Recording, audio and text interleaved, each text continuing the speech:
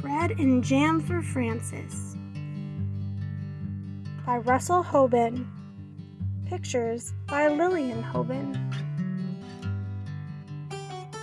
It was breakfast time, and everyone was at the table.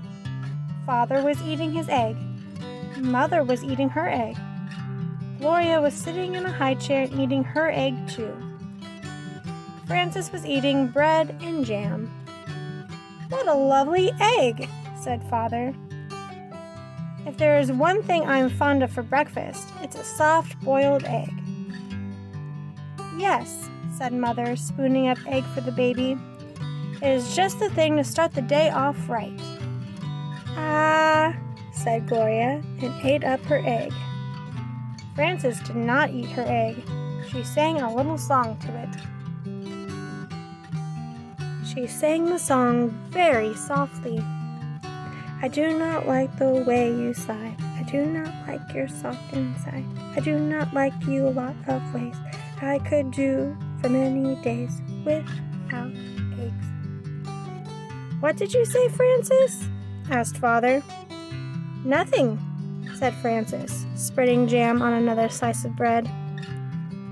"Why do you keep eating bread and jam?" asked Father, "when you have a lovely soft-boiled egg?" "One of the reasons I like bread and jam," said Frances, "is that it does not slide off your spoon in a funny way." "Well, of course," said Father, "but not everyone is fond of soft-boiled eggs for breakfast. But there are other kinds of eggs. There are sunny-side up and sunny-side down eggs." "Yes," said Frances. "But sunny-side up eggs lie on the plate and look up at you in a funny way. And sunny-side down eggs just lie there on their stomachs and wait." "What about scrambled eggs?" said Father. "Scrambled eggs fall off the fork and roll under the table," said Frances. "I think it is time for you to go to school now," said Mother. Frances picked up her books, her lunchbox, and her skipping rope. Then she kissed Mother and Father goodbye and went to the bus stop. While she waited for the bus, she skipped and sang. "Jam on biscuits, jam on toast. Jam is the thing that I like the most. Jam is sticky, jam is sweet, jam is tasty, jam's a treat. Raspberry, strawberry, gooseberry, I'm very fond of jam." That evening for dinner, Mother cooked breaded veal cutlets with string beans and baked potatoes. "Ah," said Father, "what is there handsomer on a plate and tastier to eat than breaded veal cutlet?" "It is a nice dish, isn't it?" said Mother. "Eat up the string bean, Gloria." "Oh," said Gloria, and ate it up. She'd already eaten her dinner of strained beef and sweet potatoes, but she liked to practice with string beans when she could. "Where do breaded veal cutlets come from?" asked Frances. "And why are French-cut stringless beans called string beans?" "We can talk about that another time," said Father. "Now it is time to eat our dinner." Frances looked at her plate and sang. "What do cutlets wear before they're breaded? Flannel nightgowns, cowboy boots, furry jackets, sailor suits." Then she spread jam on a slice of bread and took a bite. "She won't try anything new," said Mother to Father. "She just eats bread and jam." "How do you know what you'll like if you won't even try anything?" asked Father. "Well," said Frances, "there are many different things to eat, and they taste many different ways. But when I have bread and jam, I always know what I'm getting, and I'm always pleased." "You try new things in your school lunches," said Mother. "Today I gave you a chicken salad sandwich." "There now," said Father to Frances. "Wasn't it good?" "Well," said Frances, "I traded it to Albert." "For what?" said Father. "Bread and jam," said Frances. The next morning at breakfast, Father sat down and said, "Now I call that a pretty sight. Fresh orange juice and poached eggs on toast. There's a proper breakfast for you." "Thank you for saying so," said Mother. "Poached eggs on toast do have a very cheery look, I think." Frances began to sing a poached egg song. "Poached eggs on toast, why do you shiver with such a funny little quiver?" Then she looked down and saw that she did not have a poached egg. "I have no poached egg," said Frances. "I have nothing but orange juice." "I know," said Mother. "Why is that?" said Frances. "Everybody else has a poached egg. Even Gloria has a poached egg, and she's nothing but a baby." "But you do not like eggs," said Mother, "and that is why I did not poach one for you. Have some bread and jam if you are hungry." So Frances ate bread and jam and went to school. When the bell rang for lunch, Frances sat down next to her friend Albert. "What do you have today?" said Frances. "I have a cream cheese, cucumber, and tomato sandwich on rye bread," said Albert, "and a pickle to go with it, and a hard-boiled egg, and a little cardboard shaker of salt to go with that, and a thermos bottle of milk, and a bunch of grapes, and a tangerine, and a cup of custard and a spoon to eat it with. What do you have?" Frances opened her lunch. "Bread and jam," she said, "and milk." "You're lucky," said Albert. "That's just what you like. You don't have to trade now." "That's right," said Frances. "And I had bread and jam for dinner last night and for breakfast this morning." "You certainly are lucky," said Albert. "Yes," said Frances. "I am a very lucky girl, I guess. But I'll trade you if you want to." "That's all right," said Albert. "I like cream cheese with cucumbers and tomato on rye." Albert took 2 napkins from his lunchbox.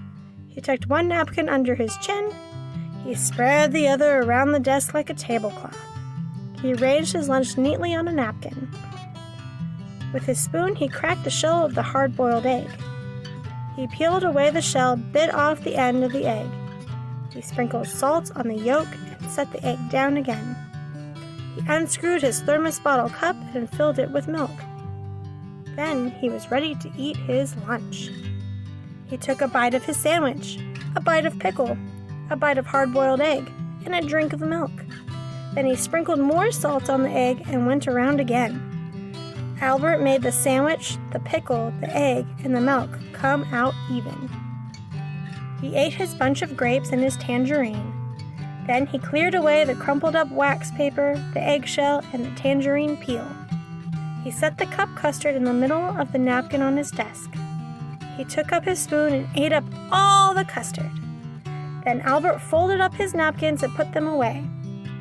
He put away his cardboard salt shaker and his spoon. He screwed the cup on top of his thermos bottle.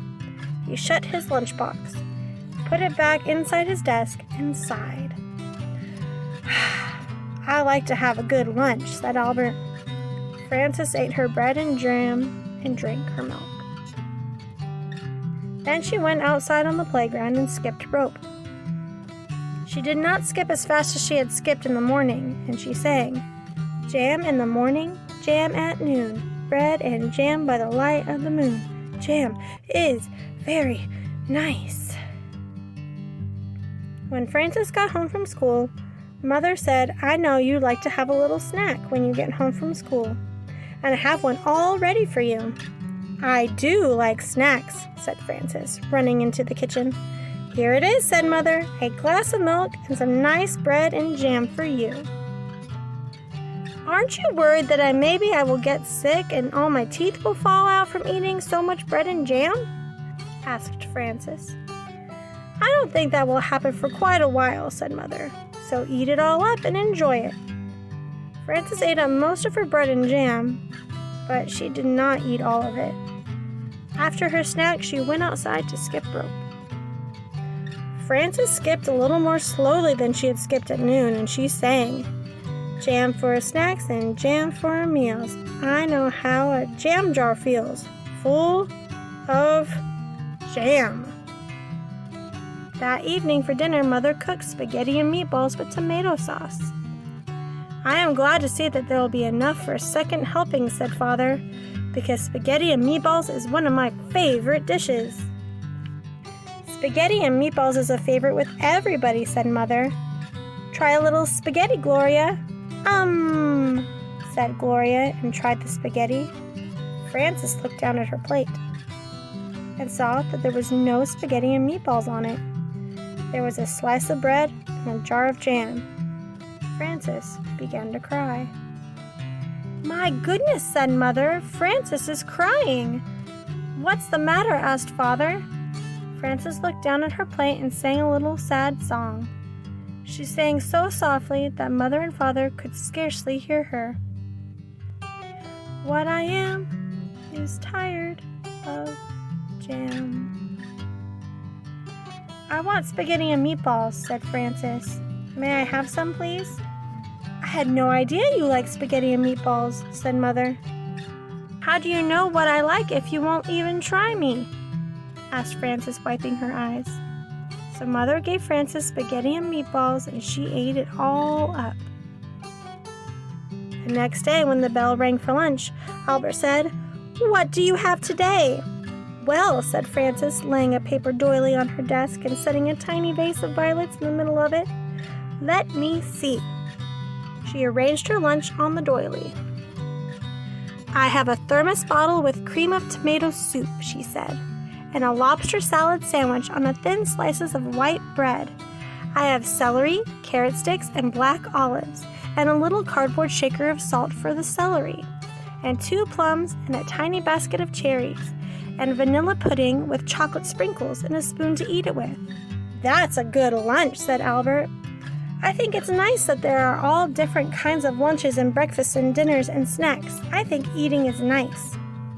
So do I, said Frances.